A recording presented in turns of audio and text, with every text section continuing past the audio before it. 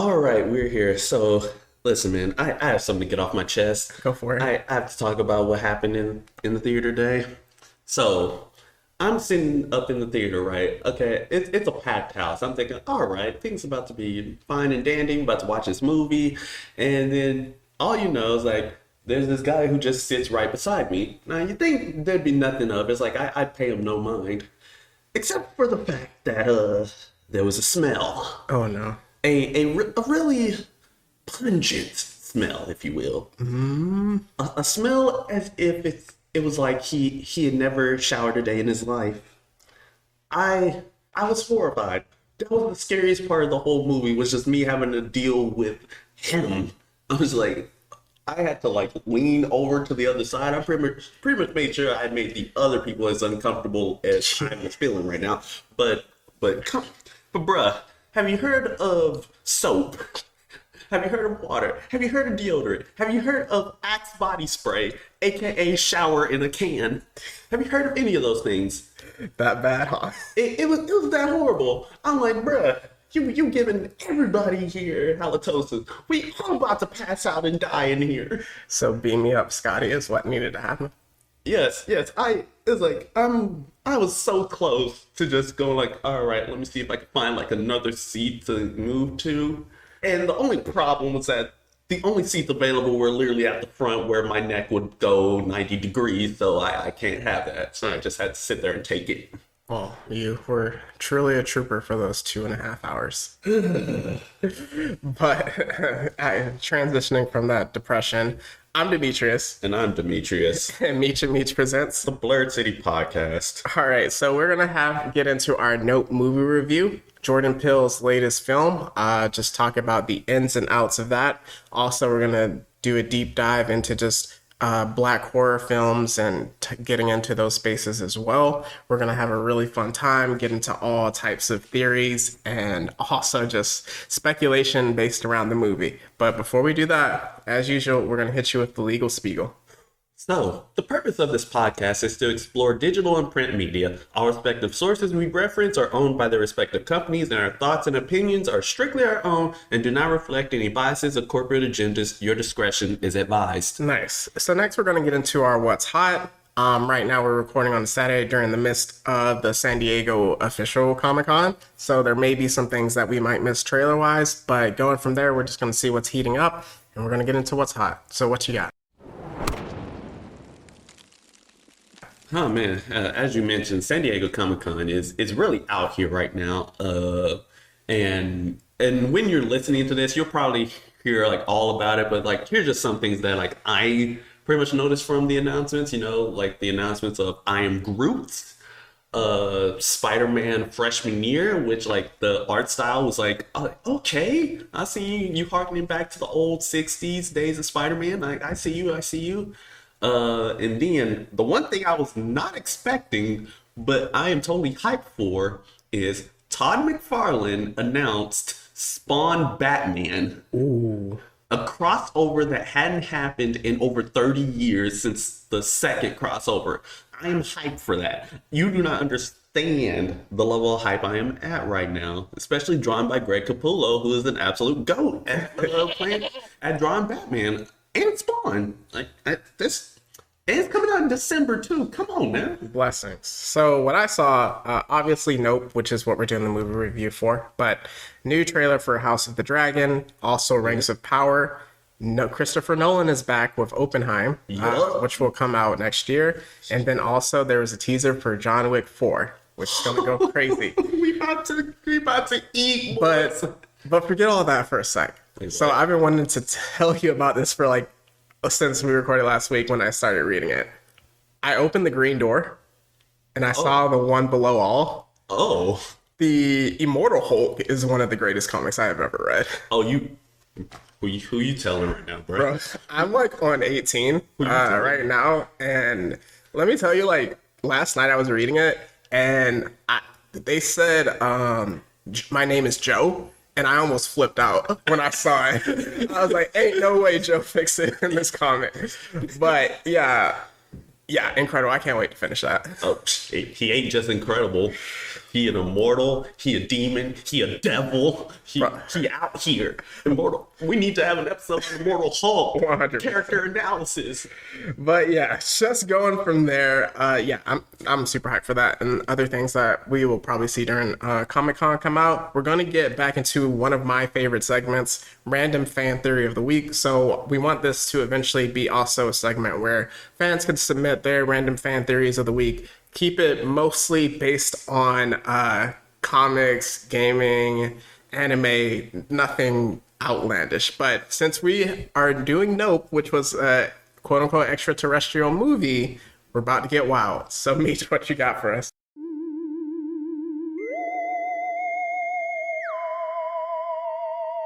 Oh man. Okay, so for my random fan theory of the week, it's less about like Nope and aliens and more about like another one of Jordan Peele's properties. It's about Us. Ooh. And specifically in connection with another franchise, the Halloween franchise. Okay. So, what if the Michael Myers that you see slaughtering everybody, the one that's out here killing folks, got himself numerous bodies, what if he was one of the tethered? Like, what if he got replaced as a child, and on that Halloween night was the night that he murdered his sister? So here's my connections, right? Firstly, using a knife, which is similar to how the tether were all using sharp objects, specifically scissors, but because they didn't have knives, but hey, you're using a knife. 2, he never spoke a word. Okay. And then 3, his outfit as an adult was a jumpsuit. A different color jumpsuit. Instead of being red, it's blue, but the connection is still there. Like, I'm just like, oh my goodness, how have I not seen the dots connect like that? That's interesting. So yeah, Michael Myers was one of the tethered. The real Michael Myers is probably underground. Oh, and speaking of underground, Halloween Resurrection actually showed that there was an underground tunnel underneath the Myers home. Okay. So similar to how there was an underground tunnel where all the tethered lived. Man, I'm just chill. Speaking of which, Halloween has a new trailer. Halloween Ends. Yes, which is why I'm connecting all of it together. It's like, but yes, that's my fan theory of the week. Nice. For me, it's about to get a little bit wild. Oh, let's get our tinfoil hats on. So, based on the movie and life in general, aliens are already here. So, but instead of like, oh, presently, I think they're from the future and they're observing us. So, What? I'm going with the interstellar theory where rock with me here. So in Interstellar, they found a wormhole. They're like, why is this wormhole here? It was people from the future that sent the wormhole back to the people in the present, and we were able to look at me like that. So Wow. the aliens are already here, and yes, observing us. And plus, Clarke's third law: any sufficiently advanced technology is indistinguishable from magic. So with that, I believe the technology is already here to observe us. Where's the magic come? Wait, where's the magic? Wormholes. I ain't never seen a wormhole a day in my life. Well, we just saw the new telescope, right? Oh yeah. And then also, why are we assuming that the aliens are like Star Wars, Star Trek aliens? Aliens could easily just be like rock organisms. I mean, so you're saying that this granite countertop could be an alien, right? Potentially. I mean, what if we're the aliens? I mean, I'm gonna deny that one. Like, I'm already half alien with my symbiote and all, but you're wilding right now, my boy. Well, now that like half the people turn the podcast off, we are going to transition into our Nope movie review. Gotta keep it in character. All right. Nope. All right. So, do you want to just kind of head us off with the recap? Oh yes. So Nope is another Jordan Peele movie. You know, it's another horror movie. You know, starred by Black people, made for us Black people. I love it. But yeah. So going into the recap, we start off. Actually, it started off so out of left field for me. I was like, am I watching the same movie right now? Because it starts with a chimpanzee beating a person to death. Yep. And then it just smash cuts to our boy Daniel or OJ. Yeah. Our boy OJ and his daddy Keith David, aka Spawn, and Goliath. I gotta get the representation there. And yeah, so like they're just pretty much wrangling horses, and there's like one specific horse that daddy's riding on. OJ looking like he just rolling with the wind, you know, he just like on autopilot, and then suddenly it starts raining. It starts raining objects. At first it was like I thought it was raining money, or I was thinking like, oh Lord, that's a blessing in disguise, and then it turned out to not be that, because not only did the horse get stabbed with a key, Daddy got hit with a nickel through the eye. Yeah, at first I thought it was like hail, just like randomly falling from the sky. And then like when they went to the hospital, and like they do the MRI, and you just see like the quarter and nickel, and I'm like, oh my gosh, what's going on here? Yeah, and unfortunately, that nickel took our boy Kid David out. He gone. Gone for the rest of the movie. So fast forward 6 months, and now we see OJ. He is using the horses. They're part of a commercial, so they're like Hollywood horses, essentially. They're at a commercial shoot, and he's like very just kind of out of it. He's not very social, to be honest with you. So he's waiting for his sister, Emerald, Haywood, Keke Palmer, who smashed it in this role. But essentially the horse kind of freaks out, and then they lose the gig. And so then he transitions to Jupiter's Claim, where we meet Stephen Yeun. Yes, Glenn himself. The legend. So with that, he used to be a child actor on kind of it ties into the beginning again. He was a child actor on the show called Gordy. And Gordy was the show where the chimpanzee went absolutely crazy. So with that, OJ is selling horses in this movie is called Ricky, just to try to get money, keep the ranch going. But we also find out that Ricky is trying to buy the ranch. Yeah, and all this time it seems like our brother and sister OJ and Emerald, they kind of beefing a bit, mostly because it seems like she's like not there, you know, she's off doing like her own side adventures, her own side gigs and whatnot, not being there on the farm with OJ and Daddy when he got but it seems to kind of blow over a bit, you know, like how typical siblings do, which I actually really liked, but we're gonna get more into the sibling relationship later. Yeah, it's funny that she's like that one person that has like 7 jobs but no W-2 forms. All the jobs in the world, and it still ain't got no cash. I'm just like, how slave? And from there, essentially they're out, you know, just doing their own thing. Like OJ went out to the barn to tend to one of the horses who's out in the field, while Keke, she's up in the jamming. She's up here jamming to some tunes, like with it on full blast. Where I'm pretty sure if they had neighbors, they'd receive like 10,000 noise complaints by the end. Yeah. But unfortunately, like the power starts like going out, and you start thinking like, okay, that may not be weird. You're like, you know, power goes out all the time. Right.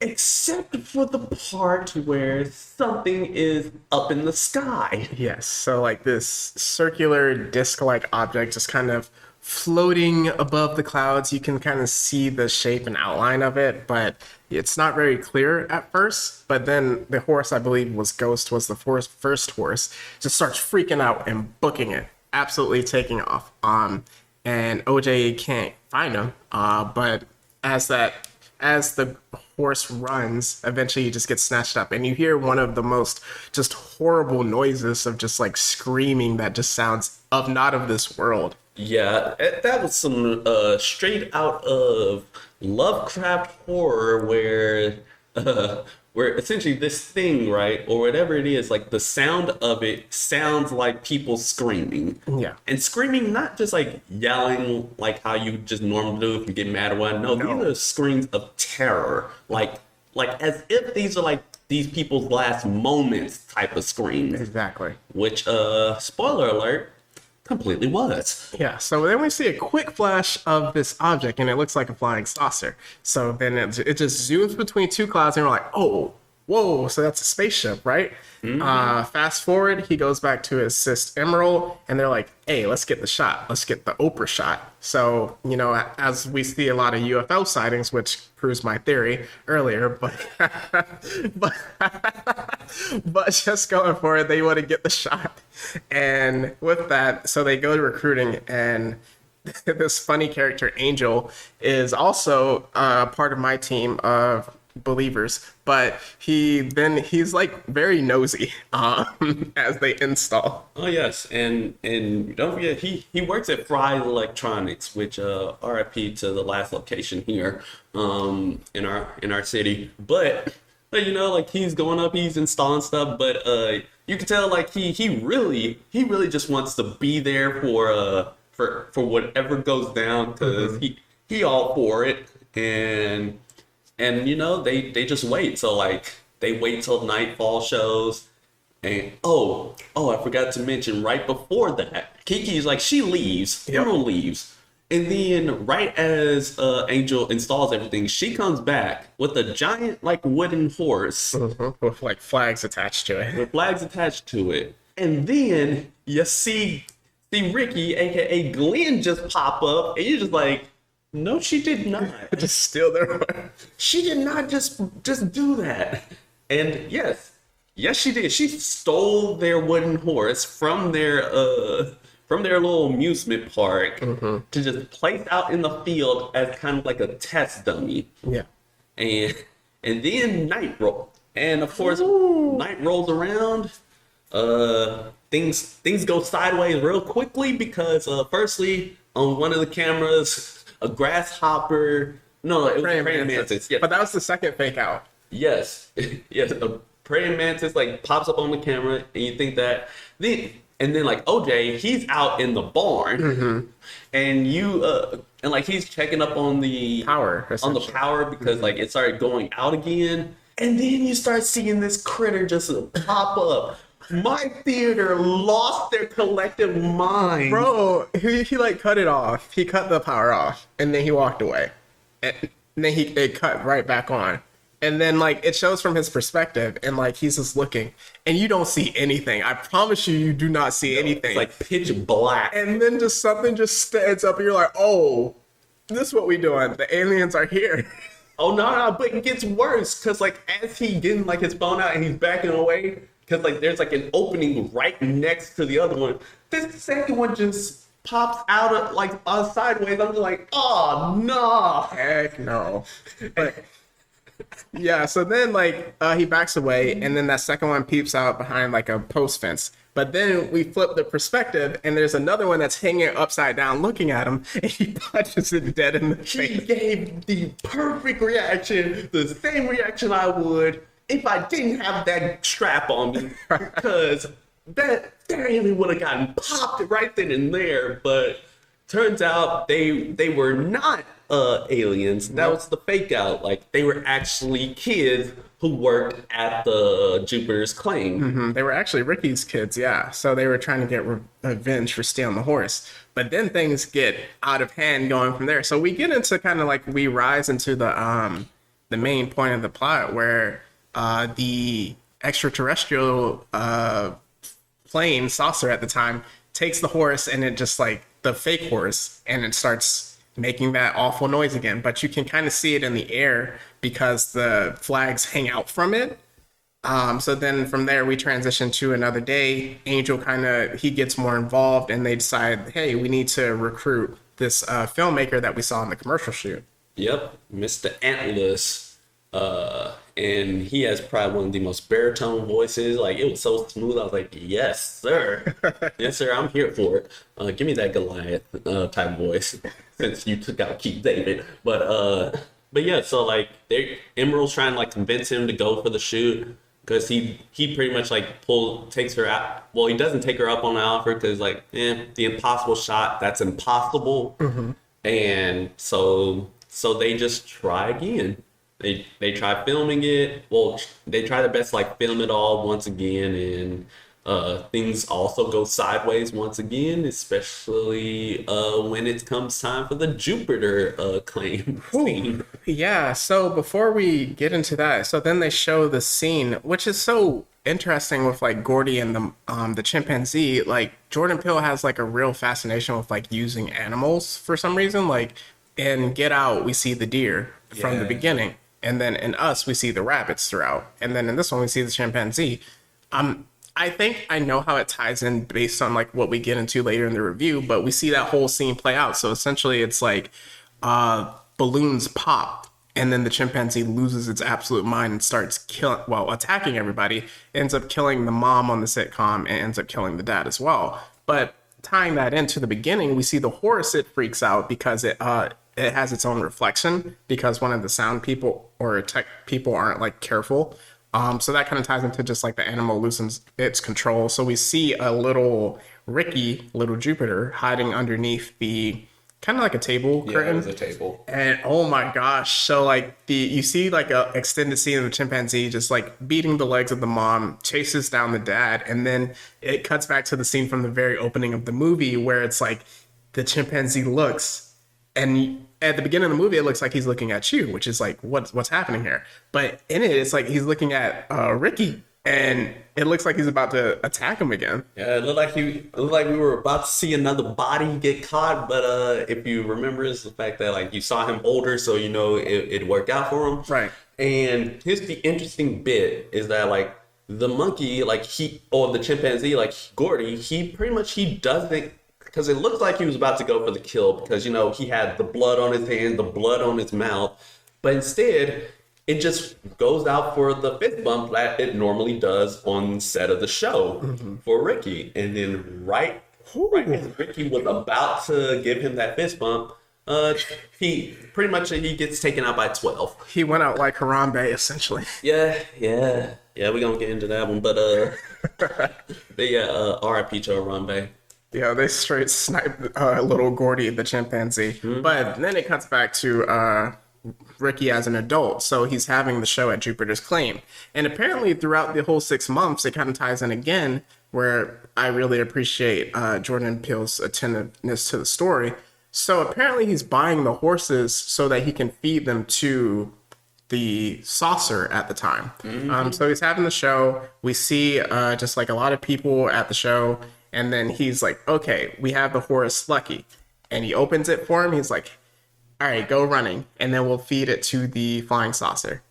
And the flying saucer is not having any of it. Oh, no. Like, this was probably one of the best moments in the movie because Lucky, he was not stepping out of that box at all. Nope. Lucky knew better.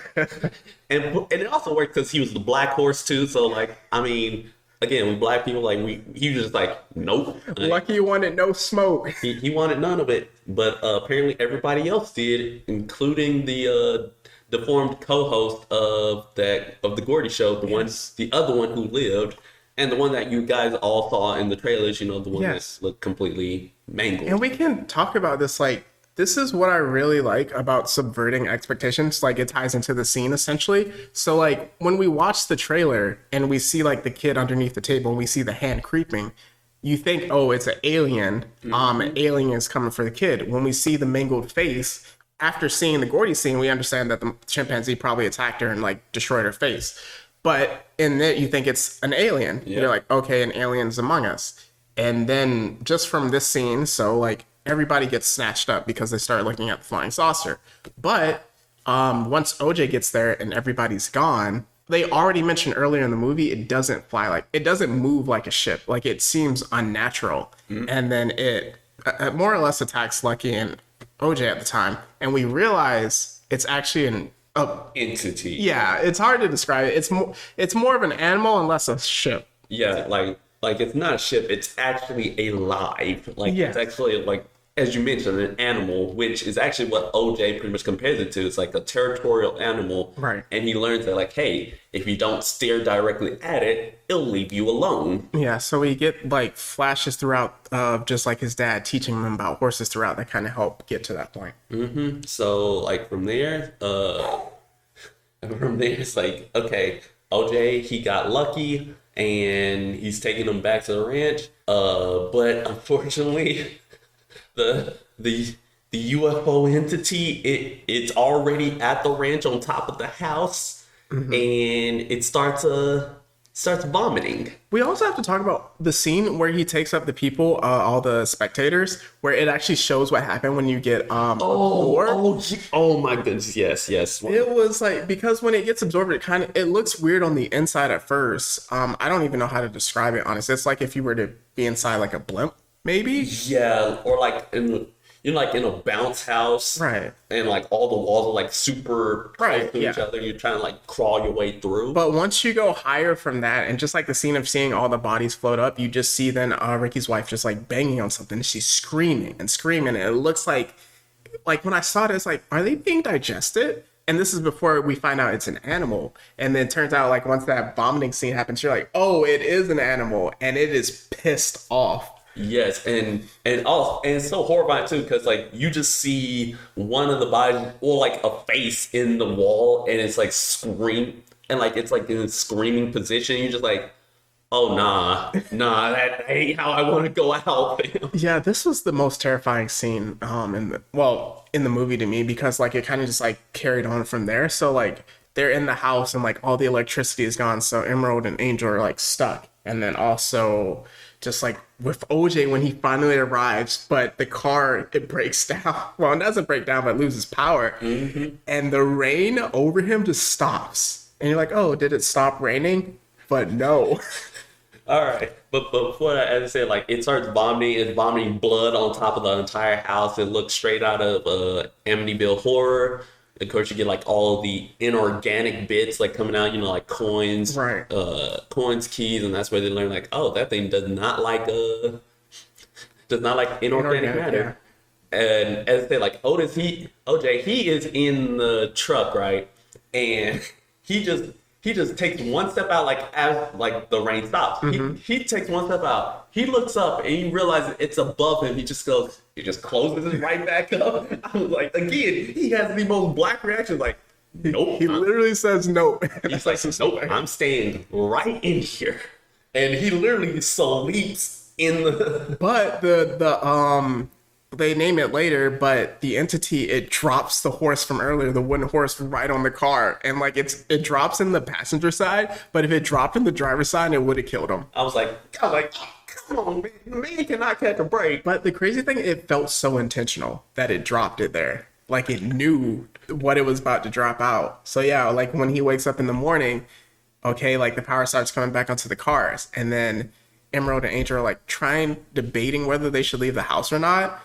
And then OJ gets out of the car and he sees the tech car, and he starts moving to the house at first, but then the power starts going out again. And again, he starts pulling some black maneuvers like, listen, I'm going to get to this tech car from Fry's Electronics, hashtag not sponsored, but, and then it's like, I'm get you guys just come out and start bomb rushing to it so we can drive out of here. Yeah, so like he has his eyes down, essentially eyes closed, and he's just like tapping his leg, and it's like, come on. And it's like, this is where we kind of realize that, okay, don't look at it and it won't suck you up, which is like, it's crazy because like when we see it in the trailer, they do mention you're not supposed, like a lot of the mention is don't look at it, but now we know why you're not supposed to. And yeah, from there they leave the whole property, they leave everybody, they leave Lucky, they leave everything, and they say like, you know what, we ain't gonna deal with this anymore. Like, this is more trouble than it's worth.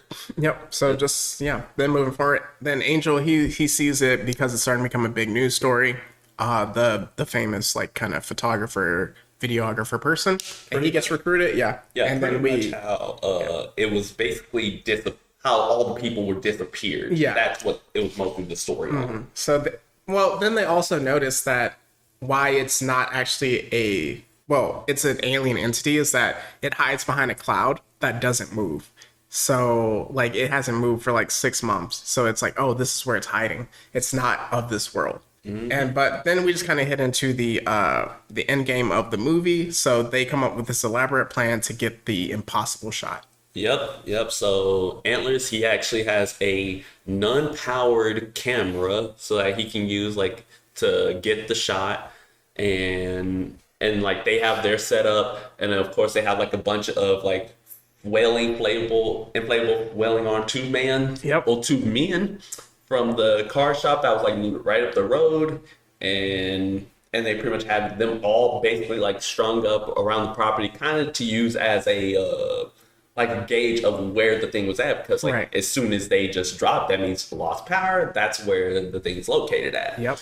And I'm just gonna call it the Thing from now on. Do not confuse it for the John Carpenter movie. At this point, they do name it Jean Jacket. Oh yeah, that's right. Right at that point, they gave it the name Jean Jacket. Why, I don't know, but yes. It's whatever. So basically, wherever Jean Jacket goes, that's where the power is going.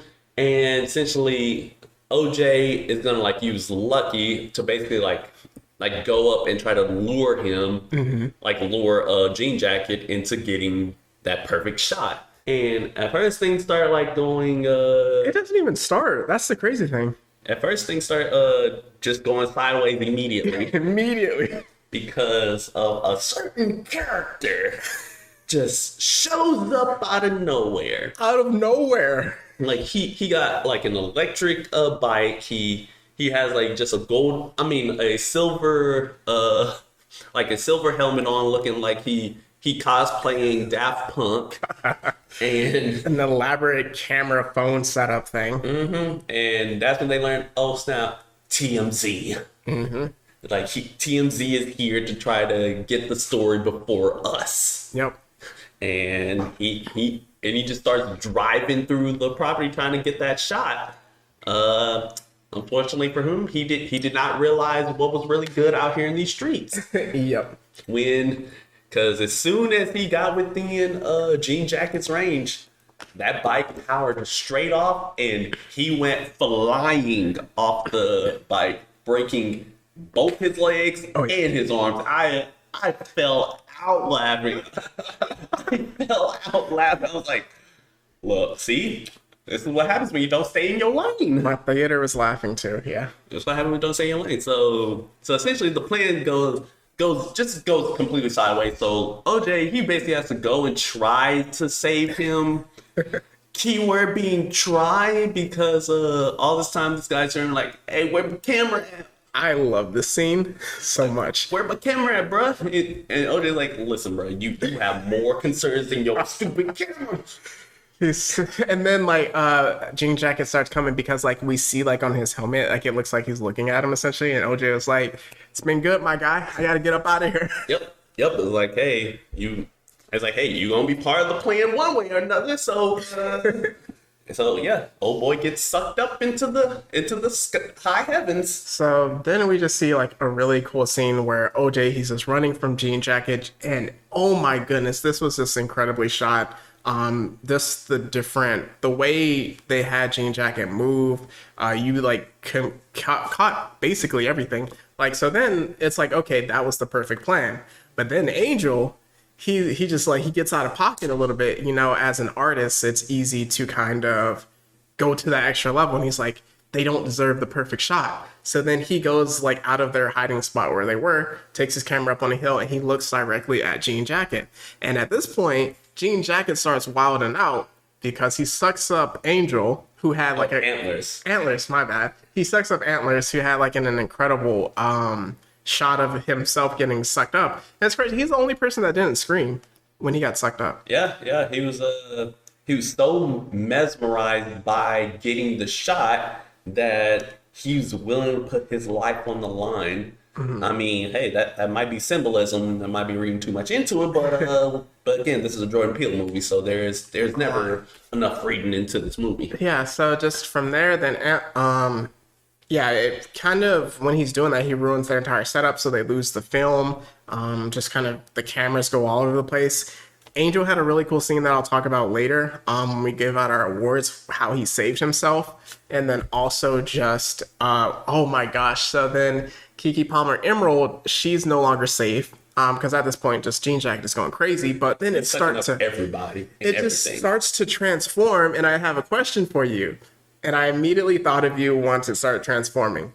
Was this Lovecraftian enough for you? Oh yeah, 100%. Because we had no idea where it comes from. It was like pretty much indescribable because we don't know like because it's like what is this? What does this look like? I know. Like the best comparison I was gonna give was like it looked like he was trying to become a butterfly with ribbons. Yeah, it was just strange. It was like even like when I saw it, like when it got to almost its full form, I was like, maybe it looks like a lady because like it looked like it had a dress at the bottom, and like the top part is kind of like a overarching thing in a sense, but like it didn't have any face, and like it didn't have a mouth, but like its mouth was like this weird like box thing. Like I don't like an old school camera where you like had to like put the like cover over it.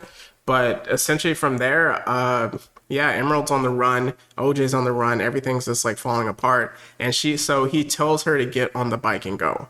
And oh my gosh, I felt this scene so much. And we're gonna get into brother and sibling relationships in general, but he's like unlucky, and he starts looking up at it so he can draw it away because like the pipe doesn't have any power, so she can't turn it on and get away. And it's just like it's so tense because I'm like, oh, is he about to get sucked up? She's literally about to watch her brother die in front of her. And then he's like, yo, I'm not about to let my sister die. And it's just like it's so tense because it just goes so slow. And like he's backing away, he's looking at it, but then he's like looking down at her, and then he does like the point at like I see you, like they do earlier in the movie. And oh my gosh, but then we don't know what happens to him for like the longest time, but she's able to get away and then get into like the end of the movie. Yes, yeah, it was really heartbreaking because especially because of the music too. It was like, Yeah. I was like, come on now. But I was like, dang, brother, another brother gone. But yeah, so Emerald, she pretty much gets to Jupiter's claim, you know, with Jean Jacket right behind her. And she basically like has this like ultimate plan to get it. So like she releases essentially like one of the large air balloons that was look like a person. Because like, okay, this is gonna force it to try to eat it. And like, hey, you may never know what happens to it, but like early in the movie, she sees like there's this well that's actually a camera. Right. So she gets a bunch of the coins that was like on the ground from when the people got sucked up, and she like uses it to try to get the shot of it. And every time she kept trying to do it, like she failed because of the fact like it'd go off before Jean Jacket would pop in to try. It was crazy that scene because I didn't know until the very end of the movie that's what she was trying to do. At first, I thought she was trying to get its attention. Because like she let go of the inflatable balloon, and then you see like Jean Jacket is like investigating the balloon, not necessarily eating it. So when she's doing it, I was like, okay, if it flashes, it might catch his attention. But like, yeah, like you were saying, not until the end of the movie, I didn't know that's what she was trying to capture. Yeah. And then from there, right, it goes in, it eats it. And of course, it being inorganic and it's also filled with hot air, it just pops. And Jean Jacket pops and essentially dies. And I'm like, so that's how it gets taken out? Okay. I mean, hey. That was wild, yeah. It's like, hey, but hey, she managed to get the shot and she got the picture to prove it. But all of the reporters start coming in, because they all saw it too from the background. But I don't think that they would have been able to capture like in its full majesty because you don't see the reporters come until it's like basically a popped balloon. Yeah, that too. But one of the greatest moments is where like she's looking up, and then you see in the dust, you see our boy OJ on Lucky. He's like, yeah, I lived. I am him. I am him. I am him. He is me. It was crazy, like, because at first I heard the horse steps, and then she, like, because she had her eyes closed, and then she looked out. And then at first I thought we were just going to hear the horse steps and not see him. And that's how the movie was going to end. And I was like, the stress, but then they showed, and I was like, dope. So yeah, that was our movie review. So we can just like branch out from there.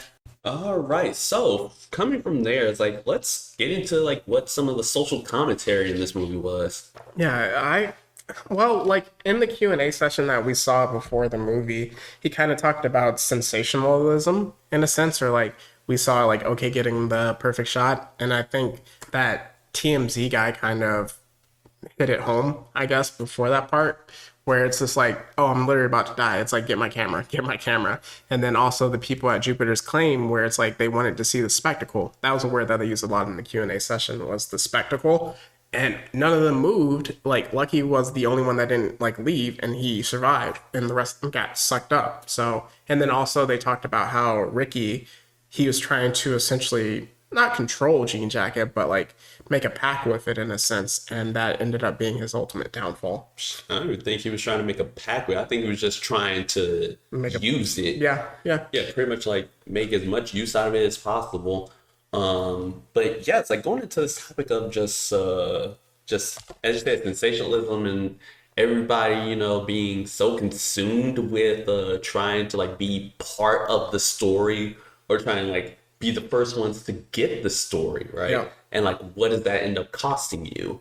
I know like in these landscapes, it's like, okay, like everybody wants to like be there when everything just goes down. Yeah. And like I get that. I think that's kind of like a similar thing or like somewhat of like how, and especially true because like whenever there's car crashes and whatnot, there's tend to be like a lot of traffic because people, yeah, because people like to slow down and take a look at what happened. That's true. I think it's, and like, hey, and in this age where everything you can get through your phone, through a camera, it's like all that's much more accessible now than it ever was. Yeah, and it's kind of easy to be like, oh, like our people would never do that, but then we got the videos of like the leprechaun in a tree, that one, and the sensationalism of it where we're kind of like hyping it up or whatever. But yeah, I think that was a big thing. I'm not really sure what else. It was really straightforward movie to me,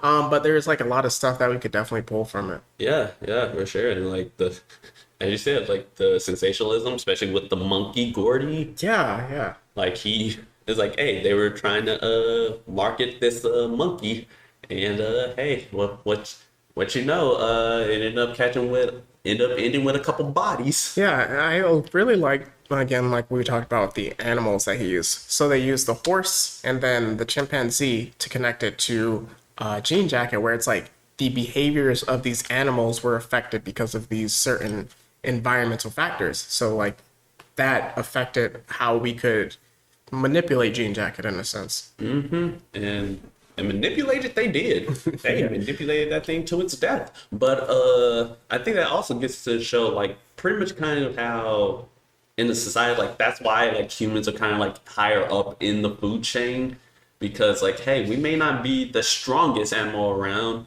or the most like physically deadly, but it's our intelligence that makes us more makes us the top of the food chain. And our thumbs. Yeah, and our thumbs too. But yeah, it's also our intelligence, and yeah, it's like how do we use that? We can use it for like the good, you know, to take out Jean Jacket or to take out that chimpanzee, or we pretty much become the Rickies. And try to manipulate it and try to take over, or we become even worse, the TMZs, and try to take the story at the cost of our own safety and lives. I know something else, unless you wanted to add more, but that you really wanted to talk about was Black sibling relationships. Oh yes, I was going to get into that next. Perfect. Because the Black sibling relationship between Emerald and OJ, it was rock solid. It was perfect because like when I was looking at that movie, I was like, OJ is literally me. Like personality wise, he is me to a T. Like the quiet one, pretty much he just goes with the flow, goes with the motions. He pretty much just does what needs to be done, right? And will keep doing it. And then you got Emerald, who's literally my sister, because she's the outgoing one. And it's funny too because I believe in the movie OJ's the older one and Emerald's the younger, and then in my case it's actually the reverse. Like I'm kind of the stoic young child, and then she's the outgoing older one. But yeah, it's like the relationship with them is like super rock solid. It's like, hey, despite like the beef that they had in the beginning, like at the end of the day, they family and they love one another. Yeah, I really liked it because like they actually felt like real siblings in real life, but it went from that so it's taking place 6 months after their dad died. So like they kind of processed it how they processed it, which I kind of liked that. So it's not directly after. But you see, like, he's so like annoyed with her because again, like she shows up late to the commercial shoot. She's like flirting during it. And then also like a lot of times he'd be like, I got work to get done. You want to help? And she'd be like, nope, I'm out, which is so funny. I'm like, yeah. But that one scene where I think it was when they got back to the ranch, and then she was like, hey, you want to drink or what? Get into dad's liquor counter. And it's like right when she first gets to the... And then he was like, I got some stash or whatever. And then that's when they kind of connected. And it kind of just reminded me of just like, sibling relationships in general. If you have like a good sibling bond where it's like you do have that, oh, I hate you one moment, but then in the next moment, it's like, you're my best friend or something like that. So that's really cool. Yep. I was like, man, really, you, like, I know, like, for me and my sister, I'd be like, man, you really get on my nerves. And, like, I bet I get on her too, but I won't let her get the satisfaction. But like, hey, you want to watch this movie? It's like, bet. And then we just... Exactly. Like, it's really cool. Like, I have every sibling, like, relationship except for a little brother since I'm like the fifth of six. Yeah, so but I have a little sister, so that connected with me. I would say like typically I have an OJ personality, but like when I'm with her I'm more of an Emerald, and that's like one of the times where I'm more outgoing. But that's why the ending scene where he's like almost sacrificing himself for it hits so hard to me, because like I feel like if as an older brother with a little sister, growing up, your mother is typically, or whatever woman takes care of you, is the first woman you love. But your little sister is often the first woman that you have to protect. So that kind of like really connected with me there. But just like what you're saying, where it's like 1 minute, like you're smacking someone up the side of the head, or just like, there's this one thing she does where it's like, I have my door cracked a little bit, and then she would just push it all the way open. So she knows I have to get up and fix it. And it's just like, but then in the next moment, we're just like, besties or whatever. So I really like that dynamic. Yeah, for sure. Jordan Peele was really on the ball with that one, and I really loved it. And I guess like at the end of the day, because like you actually mentioned it too, like about like how the dynamic works. I don't like between like my sister and myself, because she's the older one. She like sees me as something like that she needs to protect, and yet I do the same thing. It's like, hey, I'm gonna protect you with all I got, because I mean, as of right now, like I'm the taller, more physically stronger of the two of us. It's like, hey, I don't exactly need your protection anymore. In fact, you need mine more than anything else. Man, if you're listening to this right now, I am not sorry. But like, yeah, hey, at the end of the day, hey, still love you though. Still love you. Rock out with our siblings. But from there, not even what went right, but what were the scariest parts of the movie? Sheesh. Let's see. Definitely that fake out alien moment, because again, I was just out here like, nah, that ain't how we doing this. Nah. Where's the strap at? Yeah, that fake out moment was it reminded me of the Get Out moment where the dude's running and then he like hits that left turn right in front of him, and you're like, oh, okay, we're good. Ironically, that scene did not end up getting me. I was like, oh yeah, nah, it's just a man running at you. Well, they showed it in the trailer, but yeah. Exactly, and they showed it in the trailer. I was like, but nah, with them aliens, like, nah, fam. But there's that one. I know, like for me, also the other one was like when Jean Jacket was like pretty much over the house. Oh yes, and was vomiting blood on everything. I was like, nah, I'm gone. You wouldn't catch me 50 feet near that house at that point. Yeah. For me, definitely whenever Jean Jacket appeared, what they did such a great job is that all the sound cut. So it felt like you were in a quiet place almost. So it's like, oh, that sensory deprivation in a sense. Like, it's kind of like this instinct in my head. I was like, what's going on? What's going on? Let's get out of here. So that really just like, for me, all those parts. So yeah, definitely when he was hovering over OJ, and then the part where Jean Jacket started transforming, I was just like, what is happening? Because I was like, this thing is angry. Yeah, it's like, we didn't pissed it off for the last time, and now it's out for blood. So yeah, now that was our movie review and just like branching off, now we're going to get into our awards.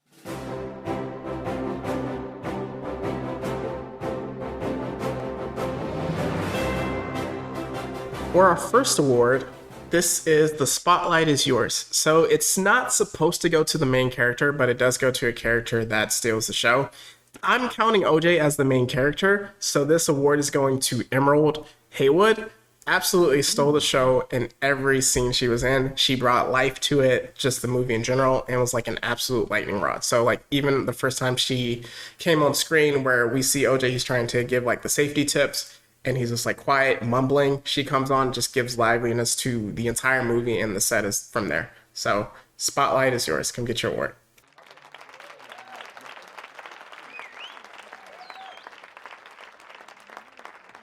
All right, so for my award, it is the Stealing Money Award. This goes to a person or an actor who just comes in and with the little amount of time they get, they are just out here. For me, I had to give it to Keith David because of the fact that, what can I say? It's Keith David. It is Goliath. It's Spawn. Like, what else is needed? Like, his voice is legendary. He is legendary. Like, and for the amount of time he got, which was like at the beginning and then like one other flashback scene in the middle, you're just like, I'm just like, I need you. I need you, Keith David. Please stay more. So yeah, just for getting that bag for as little time as you get, Keith David, come get your award.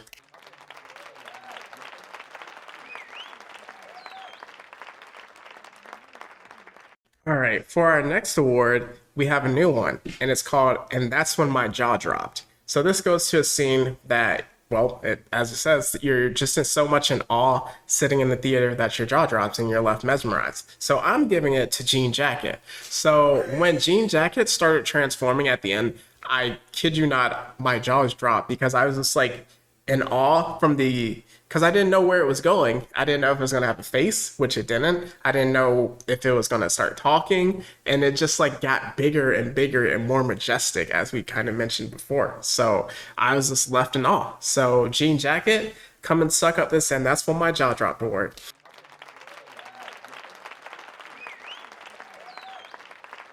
Pause on that, but yes, also we're doing something extra special for this award because it is a combo piece, because this person gets 2 awards for the exact same thing.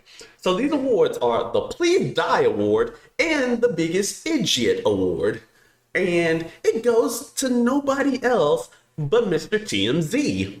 Because you had no business being out there. You just decided like to take it upon yourself to try to get the story, and you just decided to not be in your own lane and go and get everybody else. And then when you had your bones broken, you were not thinking like, oh, I might die. Somebody please help. You were thinking, where's my camera? I need to get the shot. Sir, there's a time and place for everything, and this was not one of those times. So, sir, come get this combo award of, as I like to call it, the idiot who died. So, come get this combo.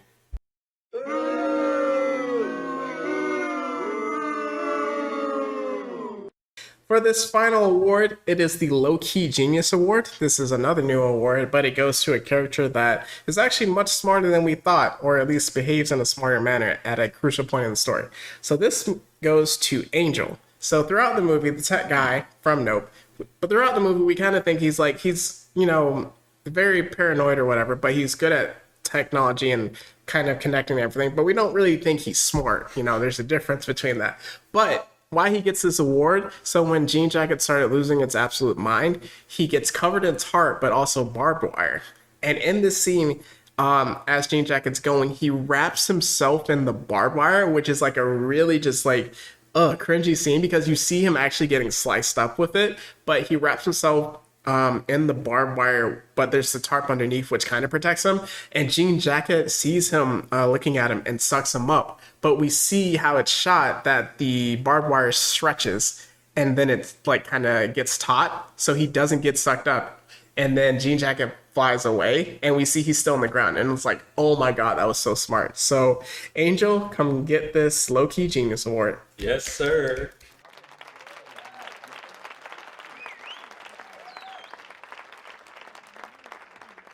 All right. So now we get into our tiers of the movie. And if you want to read them off for us. Yeah, so for our F tier, we are calling it The Sleep with the Doors Unlocked. Next tier above that is Sleeping Like a Baby.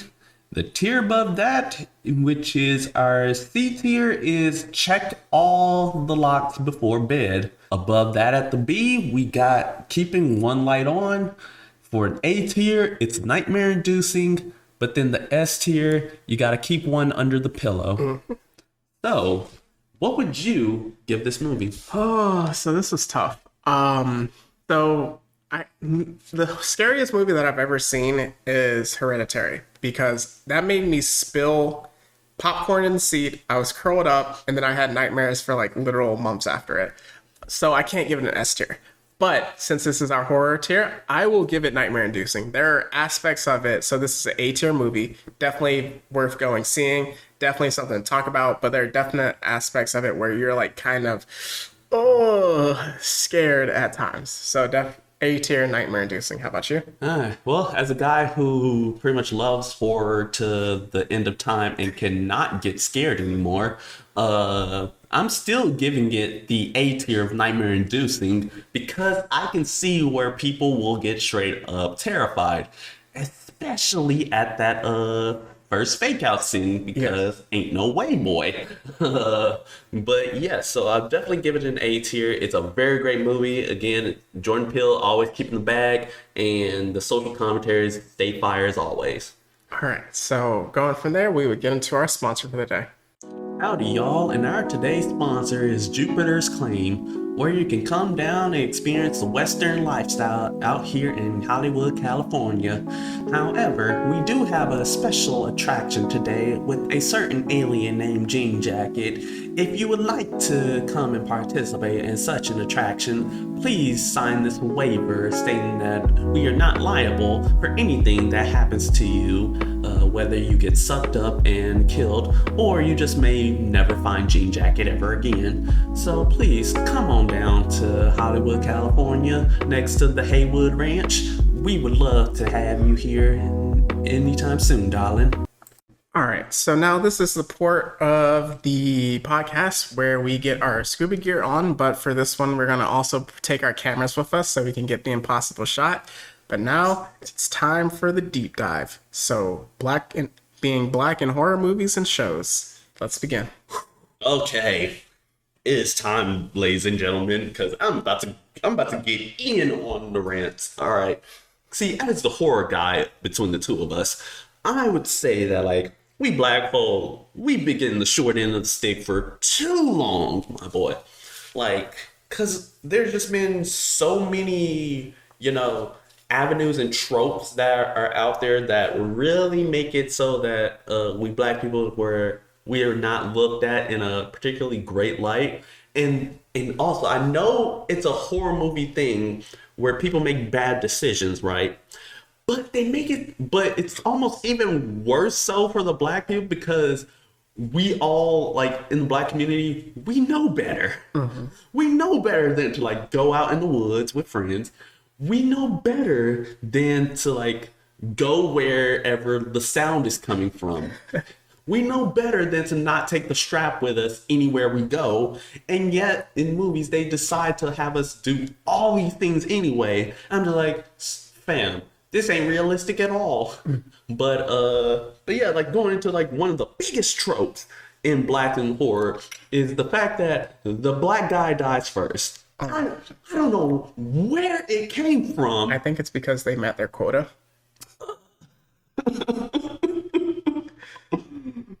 Oh man, don't even get me started on the tokenism there. But yeah, so yeah, I don't know where it started from, but typically in almost any horror movie, like out of like the main cast of people, the black guy is typically one of the earliest people to die.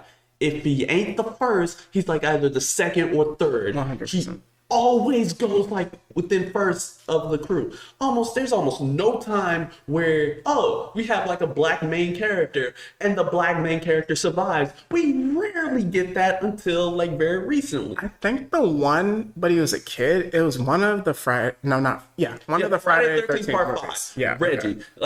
He survived, but again, he was a kid. Yeah. That was the thing. Can we talk about the one that was boxing?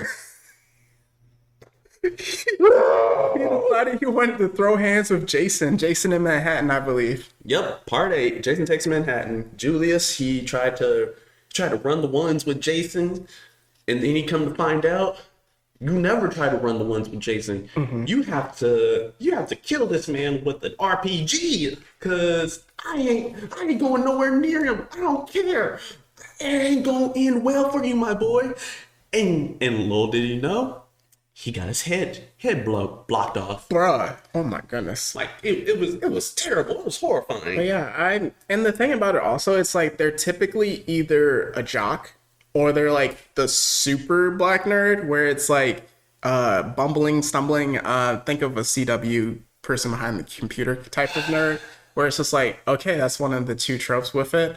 I'm trying to remember Cabin in the Woods, which is a really good parody horror movie. It's like, that's definitely an S tier movie just because of what it sets out to accomplish. I don't remember the black guy I haven't seen it in a while. Was there one in there? No. Wait. Oh, I mean, there was a black guy in the movie. Yeah. He was in there. It was just like he was Part of the system that was like, okay, yeah. Yeah. I was like, out of that cast, I was like, no. Okay, because I was like, I remember one, but he wasn't part of the ones that were getting killed. Yeah, I was like, I know there was a Hispanic guy who was with them, but it was no black guy with that crew. But yeah, like in that movie, just kind of touching on tropes with it, The Cabin in the Woods does such a great job of exposing every horror trope. And so like it's essentially every country has their own secret underground system that sacrifices teenagers in a specific order to these like elder gods in a sense. And they have to do it with each specific trope. And just like, even since there wasn't like really a black person in that movie, speaking of which, like that is a big one where it's just like, hey, we have this one black person. They're like maybe the 5th most important character, and then they die. I just even remember in the latest Friday the 13th, like Jason hits the dude with the axe in the spine and then like hugs him. But like you can't really think of like any one from there. And then like how we get boxed out, there aren't a lot of black horror movies. I know that we have a bit like Tales from the Crypt and stuff like that, like the BT where it's sort of like really, those are really actually funny and good to an extent, but there's not a lot from that standpoint. And we're going to get into kind of just the importance of it, but yeah, we definitely wanted to touch on that. Oh, and there's also one movie I actually neglected to mention that is actually really messed up. It's Night of the Living Dead. Ooh. The original. Yeah, you're right. A black guy was in it, and he lived, and like he survived everything. Yeah. Only to be killed by the white folk. Oh no! I know George Romero was in his social commentary bag, and like it was supposed to make a point, but bruh, I'm still upset by that movie to this day. Yeah, I remember that because I remember just like he was like literally saving everybody essentially, and then just kind of like goes with that. I know in The Purge, I haven't watched any of the Purge movies, but I know like a black guy was like he kind of kickstarted that movie. Yeah, he kickstarted the first one, and then he ends up becoming part of the resistance group that pretty much assisted everybody in the second, third, and last one. Yeah, so like we just really just kind of want to point out that you can't think of a lot of ones, and which is why it's so important with Jordan Peele, and not even just like the black person is the monster or something like that, but like a black main character navigating. And what you talked about, like doing stupid stuff, none of his characters really do anything stupid in any of the movies. So if you think about Get Out, Lakeith Stanfield, I don't remember his character name, but he just gets snatched up at the beginning of the movie. But he sees the car and he's like, nope. And he turns around and he walks away, but he still gets snatched up. I think the car pulls in front of him. Yes. Okay, so that's why he couldn't get away. And then they like essentially Novocaine him, chloroform him. And so then in Us, the black family, like they go on a like they like, oh, y'all not about to take us out. I mean, the mom kind of, but she was a kid then, so it's kind of, it depends on how you want to frame that. But like, she doesn't do anything stupid. Like, nobody does anything stupid in that movie. And then in this movie, where it is kind of like, you see the trope of, oh, where it's like you said earlier, we don't want to follow the noise or something. This is the one movie where it does kind of go that way, where it's like, oh, we want to get the UFO shot, but at the same time, they don't, like, they have a plan. They don't do anything stupid. And then you see OJ using his knowledge of animals to then go, let's not look at it. Let's, like, this is how we can navigate it. Like, being smart. Yes, essentially doing what they can to survive and make sure at the end of the day they're still alive. Right. And that's the key thing. It's like most characters in these movies, they do stuff that will get them killed, or they just make just terrible decisions overall that you just like, this is not going to end well for you, my boy. There's that one commercial that does that. I don't remember. I think it's like an insurance commercial, but it's essentially, it's like, oh, let's hide. Where do we go? Let's hide behind the chainsaws. Oh yeah, I think it was a progressive. I think it was an insurance. Yeah, it was definitely insurance. And then it's like, what do we do? Should we run into like the field, or do we take the car? And it's like, what are you, crazy? Let's run into the field. Like, ain't no way. So yeah, just from there we can get into the importance of certain movies. Oh yes. So the first one I actually wanted to touch on was Candyman. Both the original movie as well as the 2021 requel. Yeah. Yep. Listen, I Trademark that word. That's what we got to do. I was like, requel. You know, as much as I hate that one, this is one of the movies that is actually, it works. Okay, I want to actually see the new one. Yeah, so essentially, like, as I said, this was just a movie where, like, the original was pretty much a commentary on not only Black culture, but during that time, if I recall correctly, there was like this housing project that was like going real sideways in Chicago, and it not only took place in that community, Cabiri Green. Okay. It took place in that community. You also see like the Black community and like what they did, because like even though the main character is a white lady, like, and of course she does some pretty terrible decision making.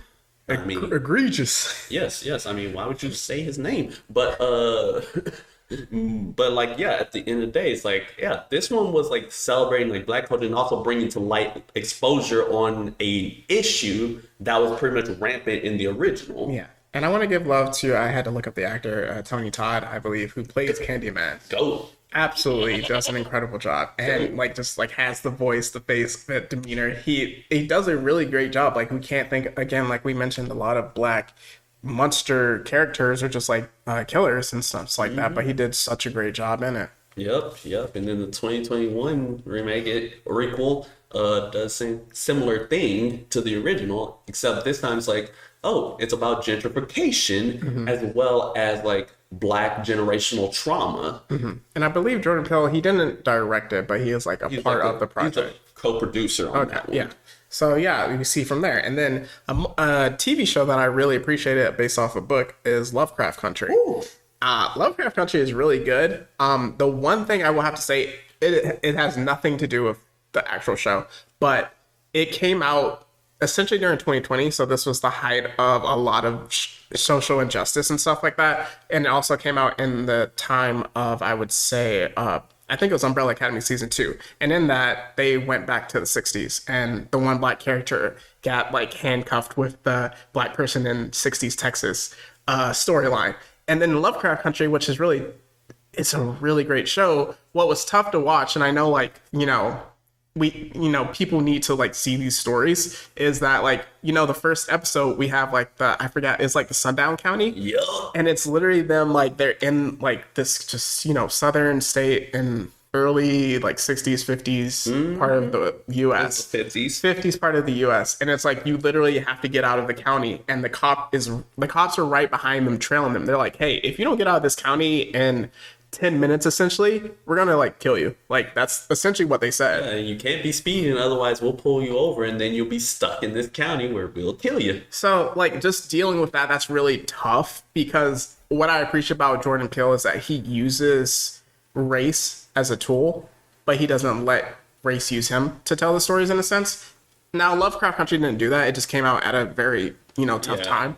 But that's such a great story. Like you said, Lovecraftian horror, the different stories they tell throughout, because like part of it feels like it's linear. Then at sometimes it felt like an anthology type of stuff. Yeah, So. and another thing I love is because of the fact that the point of the original book and why it was cast as black people in the first place was because of the fact that H.P. Lovecraft is notoriously racist.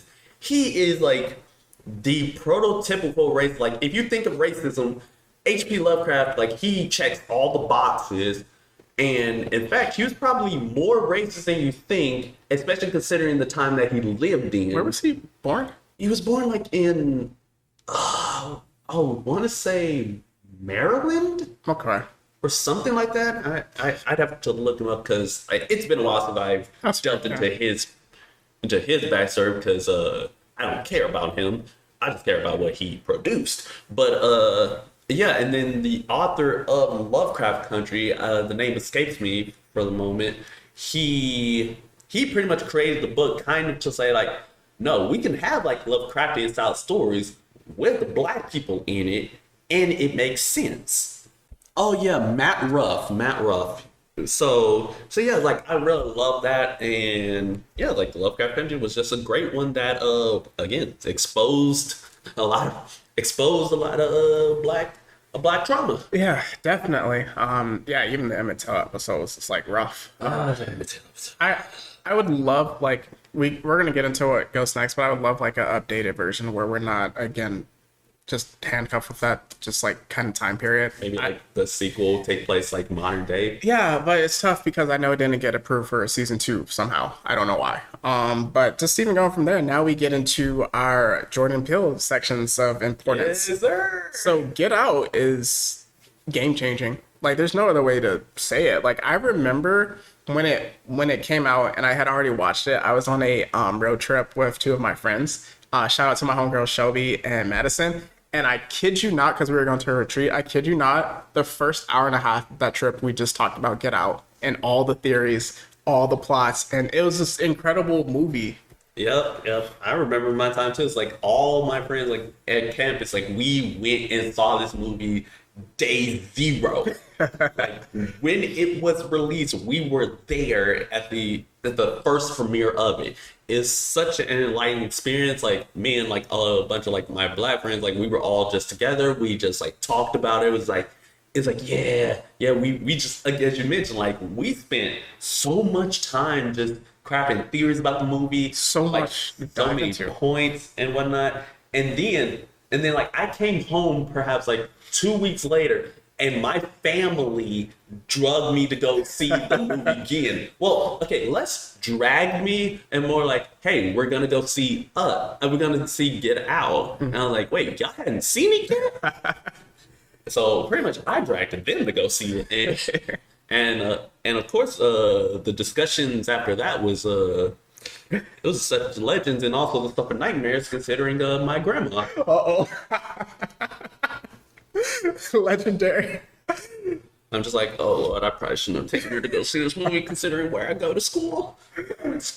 But that's neither here nor there. That's neither here nor there because because Get Out was the movie that really gave Jordan Peele that bag. That really exposed us to his movie style, like his directing style, and just the underlying tones of the movie that may not been explicit, but it was right underneath the surface to where if you just thought about it for like a split second, you got it immediately. And that's kind of what I was even saying. Just like he used it in such a way where it was intricate, it was well thought out, but it didn't beat you over the head with it. Even when it was white people taking over black people's body, is the general point of the movie.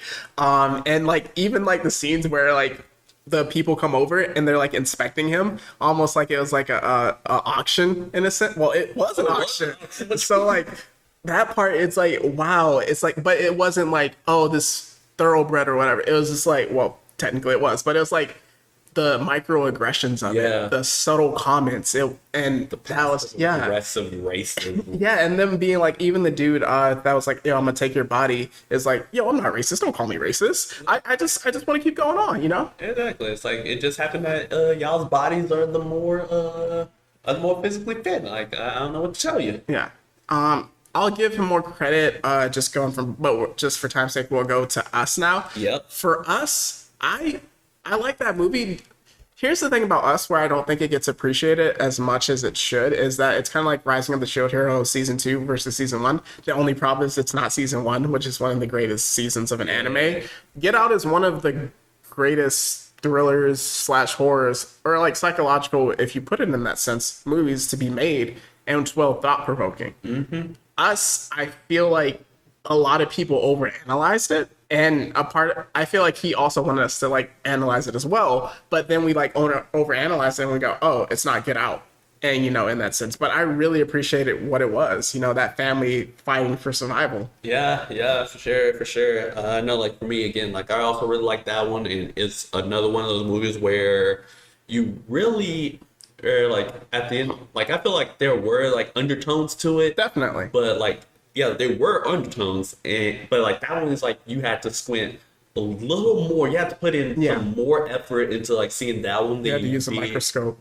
Yeah, then you had to use the Hubble telescope for that one. Then you had to with Get Out, which I think is probably like what people like pretty much had a problem. But I feel like it's kind of like comparing S tier to a B tier. Yeah, like it's still good. It's just like people gonna find whatever it takes to be mad at it. Yeah. And also that ending though to that movie, I was like, sir, that final twist, I'm like, huh? and then when I realized, I was like, wait, hold up, this was no. They set it up. Yeah. Yeah, they set it up too. But also again, for time's sake, let's move on to essentially what I like to call the Black Vampire Trilogy. And we ain't talking about Twilight. So, first one, Blacula. Mm-hmm. Definitely, I definitely had to add it back to the list because I was like, I got to give it credit. It definitely like is important for the time that it came out. Mm-hmm. You know, this was the time like I think it was like right. Actually, I think this was the start of like the blaxploitation film. Definitely in that period. Yes, like this was like the beginning of it. Blacula's like, hey. He was that guy. Like he was him. That ending though.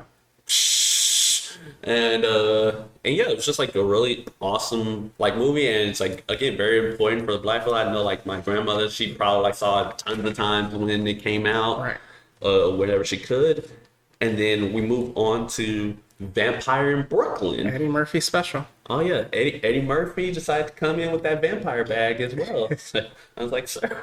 Now this one I actually have like little experience, or at least like little recollection with it, because like it's been way too long since I've seen it. I feel like part of it is like a comedy as well. I don't recall though. Like last time I remember, I think it was like part comedy because again Eddie Murphy, and it was like one of those like so bad it's good type of movies. So it's like one of those where you generally like don't look at it unless you're like with friends and you're trying to like sleep or something. But that's fair. But yeah, I mean, hey, another one, but the real one, the most important one in my opinion. Get the goats out. All right. Oh man, I gotta stand up for this one. We talking about Blade 2. I'm not talking about Blade Trinity because we ain't gonna talk about that today. But the two Blade movies, those are Wesley Snipes. He took off, and now the prequel, I believe, is gonna be really. It's going to be good because it has a great actor. I love Ali. I don't know how to say his first name. I'm sorry. But Mahershala Ali. He's an incredible actor. So, but yeah, just go ahead and give it credit. Okay, so that Blade movie, it is vital. It is super, well, firstly, horror action. Yep. Stars Wesley Snipes as the Daywalker. He don't take nothing from nobody. He is him. For all of the movies, he is him. And like, he just shows like, hey, we black people like, hey, we got that power in us. We got that dog in us. His mom is creepy though. And we don't even talk about his mom. But yeah, and it's also like important in multiple spheres because like, hey, supporting Black vampire movie, and it's like so important that like my family, like my mom, regularly goes back and watches Blade. Wow. And like that's another thing because like she doesn't realize that it's a Marvel movie. Actually, one of the first successful Marvel movies. Does not get enough credit for that. Exactly. And I would say like without Blade, you probably wouldn't have gotten X-Men, which would have led to Spider-Man, which would have led to the MCU. So Yeah. Blade, I say, is the progenitor for like what comes like right after. Definitely serious and not like cheesy like the old school Batman movies. Yeah, it's like came out at a time like right when it's needed, like Marvel on the cusp of bankruptcy. So like it was like one of those that saved Marvel, to be honest. So I'm definitely interested to see how they do it now. Yeah, probably because again, he got like all the Black audiences going in to watch it too, and then all the comic book nerds who were interested in Blade, and then also the emos and the goths who like vampire stuff. They got something for everybody. Yeah. So why we mentioned all these movies is because these are like dip your toe in movies. There's a lot of mass appeal to it, which is, well, to the majority of them, but they have mass appeal to them. And that allows people, again, kind of like how Black Panther worked, where it's like, oh, we can make $1 billion for this movie. We can get Oscar nominated for Best Picture. So just seeing with these where it's like, oh, there's so much conversation. We can make money off of these horror movies in spaces. And it doesn't just attract Black audience by themselves. As you know, you have to, we say a lot of the time it's about the money. We have to think as like CEOs or whatever, but we can have, you know, multiple audience people and demographics. And then it's also good content, which is most important. And that's going to carry. So what would you like to see next? Oh man, well, I'd say like what's next is just like more, again, like more Black movies, like hey, directed by more Black directors, maybe cover like just more wide array of different issues that we may face. Like as much as I love talking about like, you know, racism or like the plight that we have, it's like there's more issues within the Black community that many people are either not privy to or they want to turn a blind eye to.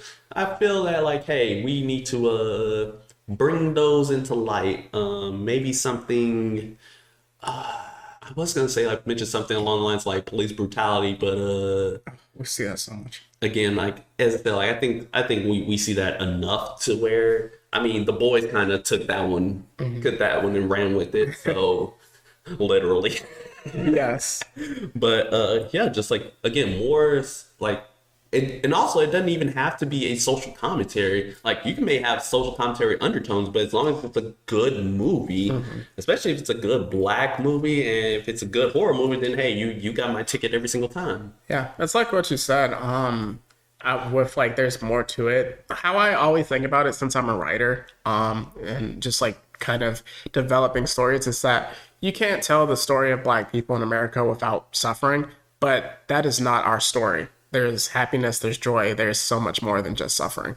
And I would love to see that told, but since we're in horror movie, we're about to get into some terror, but I would love to see a slasher. That's kind of like my genre of movie, where just like a kind of a Black slasher movie in that sense. But also, I gotta see Denzel as a villain.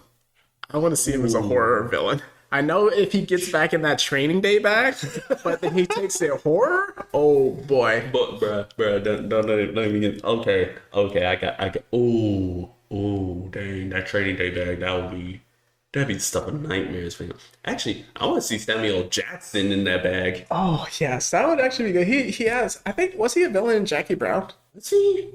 I know he was a villain in. What was that? Lakeview Terrace. Oh yes, definitely. I know that was the one where I was like, oh yeah, nah, I need more of that. I need more of that. But yeah, it's like, let's see, who else would be like a good we'll see how the Blade movie does. I'll probably see that. But yeah. So yeah, just going from there, we kind of just like touched on a lot of Black and horror movies, TV shows, kind of what we want to see in different importance. All of those can serve as our recommendations. But from now, we're going to get into just come get your rose. So for me, I got to give it to Jordan Peele. He has this is one of the most redefining, I believe, just like careers that I've seen in a while, where it's like he starts off with Mad TV, and then he goes from Key and Peele, And then he has an absolutely hilarious movie in Keanu with, but it's just like crazy. We literally thought he was only comedy. And he's not just like a horror director, he's a horror aficionado. And it's very brilliant just in how he does it. And you can see how he cares so much about his craft, not just in attention to details, but how things are shot. And just when Get Out came, it signified a change to me. So just like with that, now when he comes out with a horror movie, it's like, oh, we got to go see this, and not a lot of directors can get to that point. Like I think of a Quentin Tarantino where it's like, this movie has Quentin Tarantino as a director. I got to go see it. That's what he's kind of come to now. So just like you get a different feel going into the theater, which is what we talked about in our kind of requels discussion, where it's like, oh, it's the sameness of the same movie every time. When you go into you expect something different and you feel something different. So yeah, I just really want to give him credit for that. So come get your rose and get into our recommendations. All right, so we mentioned them earlier, but for our recommendations, you got Candyman, which both it and its 2021 recall are found on Amazon Prime. You got Lovecraft Country on HBO Max. You got Blade also on HBO Max. You got Blacula on Amazon Prime. But with Get Out, Us, and Vampire in Brooklyn, you have to go out and either buy the movies or rent them. Yeah, for me, I'm just doing horror in general. Like I said, Hereditary is the scariest movie I ever saw. So I recommend Hereditary. I don't know where that's located at. But then you also have the latest Halloween saga, Halloween and Halloween Kills. So that should be located on HBO Max. So going from there, we're going to get into our plugs. Yes, so our plugs for today, we have our Instagram and Twitter at Blurred City 22. We have our YouTube and our Patreon under Blurred City Pod. And with our Patreon, you can go in and subscribe to get exclusive content and also support your boys and everything that we do. We have our email, which is blurredcity22@gmail.com, which we use for our recommendations as well as our random fan theories, our geek out freak out segments, or just anything like that you guys want to submit to us, and especially the Q&A questions that we have for another mega episode that we may have coming up very soon. So, and then finally we have the Blurred City Discord, which you can find in our Instagram page, and that is where you can join an amazing and awesome community with just us as well as other listeners to just, chill out, talk about different things, make submissions, make requests, and do all that good jazz. So yeah, come and check us out. Yep, and for my individual author page, my Instagram is Mitri_Dash, so METRI_DASH, Twitter at @themat-16, and if you want to find my book, Phantom Pains: A Most Irregular Tale, it's on Amazon. So just catching you up, since we're hitting the home stretch of just our season 1, the Q&A is going to be a really big bonus episode. It's literally going to be what you make it, so just send in your questions. And just as a heads up for what we're going to see moving forward, the podcast, we're done with doing movie reviews. We are not a movie review podcast, but now we're going to trend more towards villainy. So next week, we are going to get into our in-depth character study of Venom, which we are both excited about. Going from there, we're going to give an intro, more of a less teaser trailer to villains in general. And then finally, we're going to do a anime villain draft. So stay tuned, lock in, subscribe, and all that good jazz. So as usual, we're going to leave you with some words of encouragement. Oh man, and for our words of encouragement, I would like to say that you can achieve anything that you want if you put your mind to it. But you have to make sure that that plan that you have does not come at the cost of your own personal health or safety, because how in the world will you enjoy the benefits if you are dead when you're doing it? So I strongly encourage you guys that, like, as you're chasing your dreams, you feel free to take breaks, do exercise, do calisthenics, do whatever that you could do to relax. So that's my words. Yeah, for me, I'll just keep it simple. Don't get caught up in the sensationalism, but really appreciate the moment. We only get this one life, so just live in the moment, take the time to enjoy the people that you want to enjoy, and the life that you have. So, as usual, I'll just say it's not goodbye forever, it's just goodbye for now. And that's the Blur City Podcast. See ya later.